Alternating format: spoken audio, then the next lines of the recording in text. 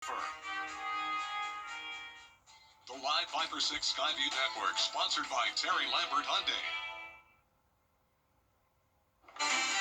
Now on News Channel 6 at 6, more budget talk in Augusta. Now, why city leaders are taking a second look at the plan as Your News at 6 starts now. Live from Television Park, this is WJBF News Channel 6 at 6. Good evening, everybody. I'm Brad Means. And I'm Jenny Montgomery. Thank you for joining us. Coverage you can count on begins with the new year barely begun, but some city leaders say it's time to revisit the budget. Commissioners just approved the spending plan in December using deep spending cuts to try to offset a tax increase. Now they're hearing from those impacted by that loss of funding. George Escala has the story. Mock Academy is nationally acclaimed for using tennis and technical training to prepare its students for higher education. But here's the game changer without city financial support in 2026. I think it's trying to figure out how to keep it all together. We've already seen drastic changes and more are to come. So it's Tax hike commissioners approved deep cuts to outside agencies this year, with Mock Academy taking a $217,000 hit. But some city leaders are already willing to revisit the budget for the outside agencies. I think that it's a travesty that we're going to look these kids in the face and tell them, we support you, but, go figure it out someplace else. We have got to be able to put our money where our mouth is, and we can do it without raising taxes. Would you make a budget adjustment? I would be more than willing to make a budget adjustment. City leaders spent weeks battling the budget before finally approving a balanced spending plan in December. So, is there a will to reopen the books to offset the agency cuts? Well, if we reopen it, guess what? We're going to be back doing the same thing that we did last year, and we might not get meetings completed because we reopened a budget that we sat and worked so hard on. The mayor saying the city can support Mock Academy without reopening the books. We're making sure that we're going to raise the awareness to all of the great work that they have done and they continue to do throughout the community. But right now, we're not in a position to add any of those dollars back. So for now, this is the way the ball bounces for Mock Academy. In Augusta, George Escala, WJBF, News Channel 6. It is the light at the end of the tunnel for the group reviewing the Augusta City Charter. The committee has been working since April, recommending changes to how the government should operate. It has until March to complete the work. However, members say they're down to the last issues, and that includes agreeing to changes that include creating a city manager form of government. There will be accountability there that we don't currently have. Right now, everything gets brought to the commission. We have commissioners who, not so much in recent years, but in the past have gone direct to the employees. That's not going to happen going forward. Well, Helmy says UGA consultants need to draft all the new language for the charter before it's presented to the public. Then state lawmakers have to approve any changes, and then Augusta voters. All starting Sunday, parts of the Augusta Canal are going to be closed to pedestrians. Augusta Utilities will be doing maintenance along a 7-mile stretch of the waterway. It'll go from the Savannah Rapids Pavilion headgates down to 13th Street. Should continue over the coming weeks, and canal users are reminded to please follow all posted signs and safety barriers while those crews are doing the work. A road project will be underway in Aiken County beginning next week. The South Carolina Department of Transportation will be repairing the Sandbar Ferry Road Bridge over the Savannah River. One westbound lane will be closed and westbound traffic will merge into one lane. Work is expected to begin on Monday. It is time now for our first check of the weather. Here's our chief meteorologist, Jenna Petracci. Well, we had some fog this morning, and then once we made it into the afternoon, a little bit of sunshine, but that was quickly overtaken by the cloud cover. And that's what's happening now on our Terry Lambert Hyundai Skyview cam. Hard to see, of course, now that the sun has set, but it is mostly cloudy. Today's almanac shows a low of 44, well above average, and then also well above average with that high temperature of 73. So pretty consistent temperatures from what we saw yesterday. Currently, we're in the mid to upper 60s, 67 in Augusta, 66 in Millen. Gibson, you're at 65, 65 as well in Saluda. Dense cloud cover for everyone, and we're also expecting that dense fog again tonight. Winds are consistently coming out of the south, pretty light, only up to 5 miles per hour. And whenever we have those light winds, along with that southerly flow, that is good ingredients for fog development. And notice the dew points are pretty high in the lower 60s, especially in our southern line counties. Temperatures will be in the 60s throughout the next couple of hours, then upper 50s by around 9 and 10 o'clock, staying cloudy, and then that fog starts to form after midnight. Now, once we get into the afternoon on Friday, we're going to be warming up to 76, then 79 on Saturday with showers and storms, and then that big cool down coming our way Sunday. I'll have more details coming up, and back to you. All right, Jenna, thank you. The nation's worst flu outbreak in 25 years is hitting our area especially hard. The number of cases continues to surge, and now the death toll is starting to rise. Graham Lee is here now with more. Well, Jenny, the most recent data from the CDC shows 11 million flu cases across the nation, 120,000 hospitalizations, and 5,000 deaths. That includes 9 children. The South Carolina Department of Public Health reported the state's first flu-related child death Wednesday. That adds to 25 adult deaths across the state. Georgia's health department has reported 29 deaths. Augusta healthcare practices, including Piedmont, has seen a drastic increase in the number of flu patients coming through the door, and they expect that to continue over the next several weeks. Thousands of flu cases have come in the past 4 or 5 weeks, with the biggest surge being the past 10 days. We're going to continue to see this surge and trend upward, I think, through January, probably February. I mean, the flu season lasts through the end of March. We'll at least see this surge through February or longer. So doctors continue recommending to get your flu shot if you haven't already, and to make sure you wash your hands. Sherwood says there are antiviral drugs that can be prescribed to patients that have also proven to be effective. Brett? Graham, thank you. The Columbia County Board of Commissioners facing pushback after voting to build a quarry in Grovetown. A 3-2 vote approved rezoning for a proposed quarry to cover a big parcel, more than 430 acres near Louisville and Baker Place roads. Neighbors were concerned, some of them anyway, that dust from the quarry could potentially impact the health of children at their homes and nearby schools, as well as elderly and local livestock. This affects the health and the well-being of all the residents here. Building an industrial quarry in the middle of a residential area puts everyone, all the residents, at risk, not only to lose, basic things like water and but also it affects the air quality and puts everyone at risk for lung cancer.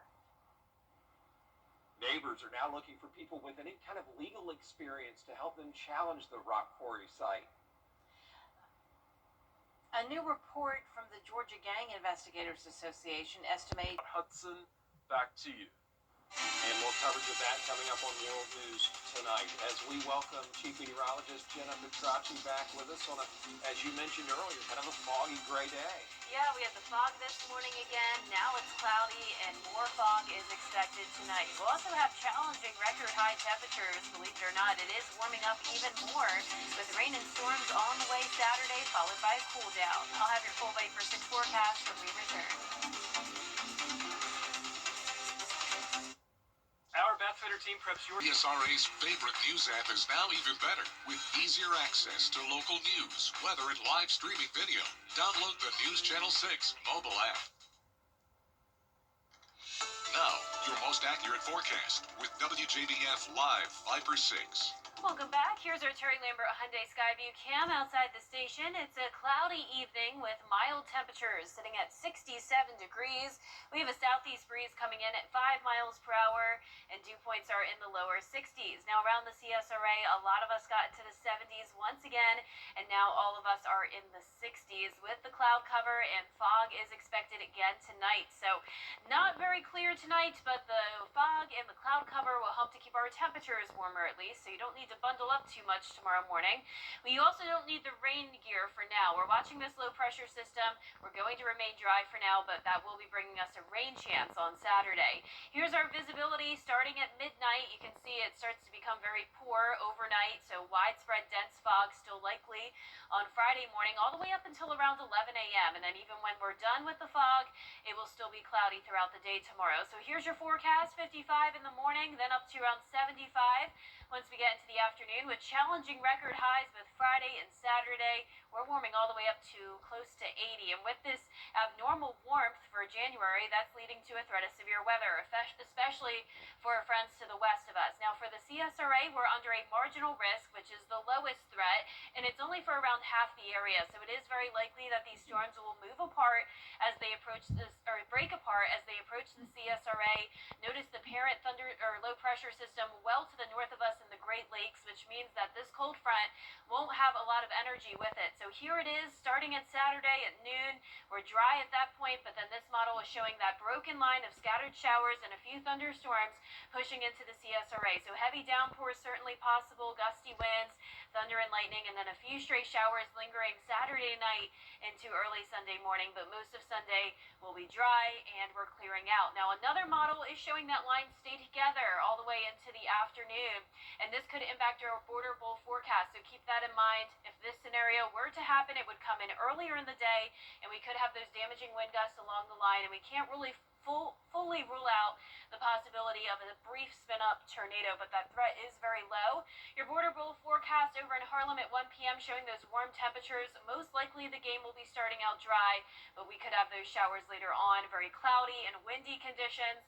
And the rainfall totals won't be a big issue at least, so not expecting any flooding, but it's certainly going to be windy with those gusts up to 35 miles per hour both Saturday and Sunday. So here's your 10-day forecast. It's going to be windy and cooler as well on Sunday, back to sunshine, and then all of next week going to be chilly with highs in the 50s, lows dropping into the upper 20s Monday and Tuesday morning.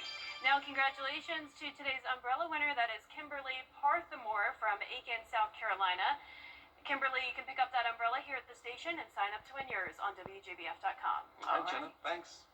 Coming up, it's the last chance for players to shine in this year's Border Bowl. Hear from one standout on Team Georgia in sports.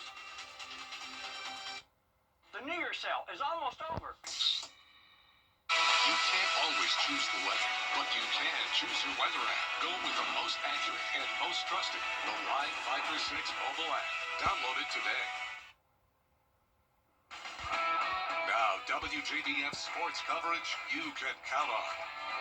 Well, today is the last day of practice for Team Georgia and Team South Carolina, and for these players, it's an opportunity to also compete with teammates that they were up against throughout the season. Georgia and South Carolina players have all come together, though, this week to practice those drills, run through plays, and get to know one another before the game on Saturday. It's also one last shot for these high school standouts to showcase their skill sets in hopes to play college football one day.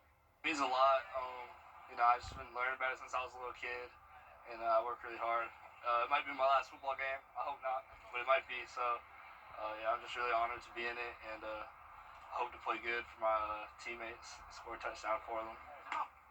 Now be sure to tune in tomorrow night for our Border Bowl preview special at 7:30 p.m. to get some more insight from those players and coaches. Now, fans, do not forget there is still time to get those Border Bowl tickets before the big game on Saturday. You can purchase them online via GoFan for $10. Day of tickets, $15. Be sure to scan that QR code here on the screen to watch the best football athletes in the CSRA at Harlem High School. That kickoff set for 1 p.m. Well, speaking of standout players, Georgia Tech running back Jamal Haynes will play in the inaugural American Bowl in Orlando. making him the 6th Yellow Jacket to play in an All-Star game. That bowl is set for January 22nd at 8 p.m. Quarterback Haynes King will also play in the East-West Shrine Bowl in Frisco, Texas on January 27th. Well, the third-ranked South Carolina women's basketball team hitting the road tonight to face the Arkansas Razorbacks. Now, the 15-1 Gamecocks lead the all-time series against Arkansas 28-18, with South Carolina winning those last 10 meetings. Now, senior point guard Raven Johnson has had a breakout year, averaging 17 points per game on 52% shooting. Their defense also ranks 5th in the nation in field goal percentage defense. Confidence is just stay confident through the play through whatever missed shot, whatever great rebound, just play through that. Don't get too high with the highs or low to lows, and just maintain. And that's more mental strength.